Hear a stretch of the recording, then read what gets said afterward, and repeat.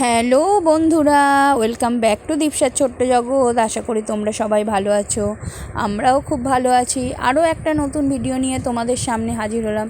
তো গরমকাল মানে বুঝতেই পারছো, এখন আমের সিজন। তো এখানে দেখো আমি কিছু কাঁচা আম নিয়ে নিয়েছি। এখানে দেখো 7-8 পিস আর কি আম আছে, তোমার কাঁচা আম। তো এই আম দিয়েই আর কি বানাবো আজকের আমের আচার, টক মিষ্টি আমের আচার। তো কার কার আচার খেতে ভালো লাগে অবশ্যই আমাকে কমেন্ট করো। আমার তো দারুণ লাগে আচার খেতে। তো বেশি মিষ্টি আচার পছন্দ করি না, ওই জন্য একটু টক মিষ্টি আচার বেশি ভালো লাগে। তো ওই জন্য আমিও বানিয়ে ফেললাম টক মিষ্টি আমের আচার।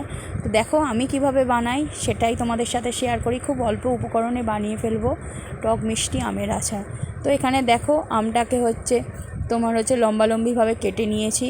এবার আমগুলোকে কাটার পর তারপরে একটু নুন হলুদ মাখিয়ে নিচ্ছি।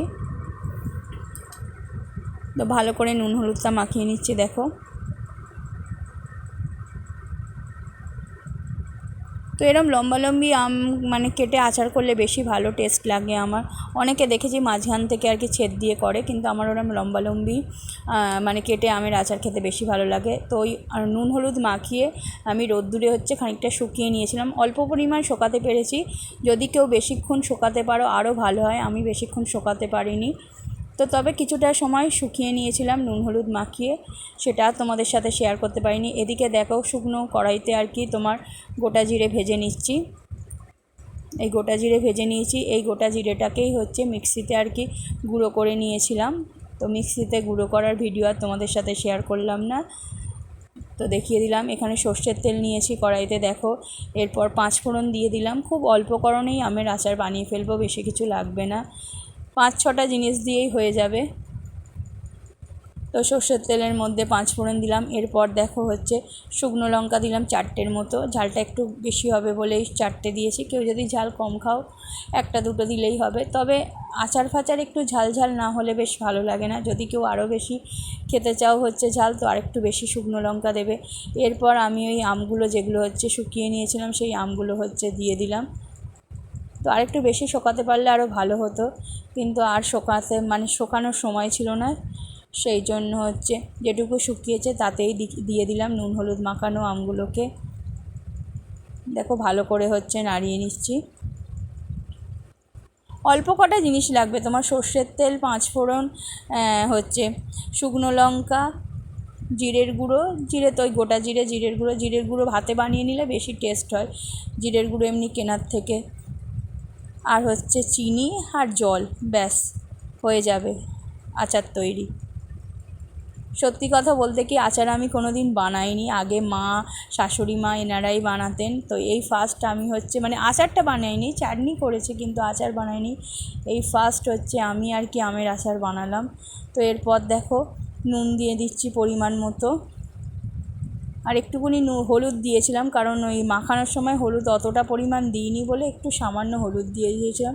এরপর দেখো চিনিটা দিয়ে দিচ্ছি। মোটামুটি এখানে 500-র মতো চিনি দিয়েছিলাম।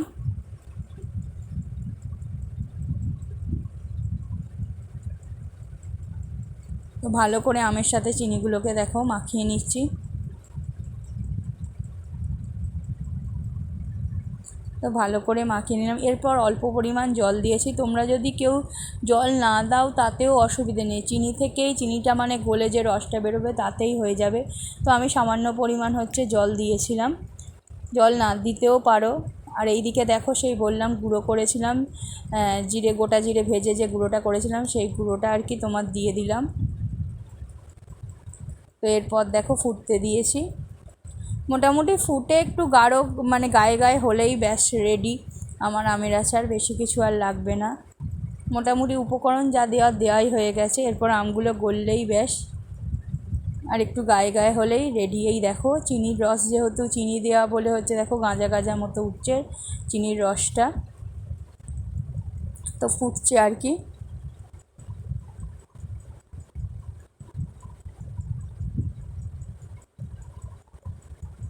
তো আমার তো এইসব আচার খেতে, আমের বলো তেঁতুলের বলো, এইসব আচার খেতে খুব ভালো লাগে। তোমাদের কার কার আচার খেতে ভালো লাগে অবশ্যই কিন্তু আমাকে কমেন্টে জানিও। আর ভিডিওটা স্কিপ না করে একটু দেখো, কারণ স্কিপ করে দেখলে তোমাদেরও ক্ষতি আমারও ক্ষতি, যদি কেউ মনে করো স্কিপ করে আমি দেখব, সত্যি কথা বলছি, দেখার দরকার নেই ভিডিও। যদি ভিডিও দেখবে মনে করো, পুরোটা দেখো প্রথম থেকে শেষ পর্যন্ত। এমন কিছু বড় ভিডিও দিই না যে দেখা সম্ভব না, তো অবশ্যই দেখতে পারো। তো স্কিপ না করে দেখো। এই দেখো, এই ফুটছে, আস্তে আস্তে হচ্ছে, মানে রসটা মরছে। আশা করি ভিডিওটা তোমাদের ভালো লেগেছে। যদি ভালো লেগে থাকে অবশ্যই চ্যানেলটাকে সাবস্ক্রাইব করো, লাইক শেয়ার কমেন্ট করো, বেশি বেশি করে শেয়ার করো, আর দীপসাকে ভালোবাসা দিও। এই দেখো রেডি আমার আমের আচার। এবার ঠান্ডা হলেই ব্যাস খাওয়া শুরু। আর পুরোটা ভিডিওটা দেখার জন্য থ্যাংক ইউ সো মাচ।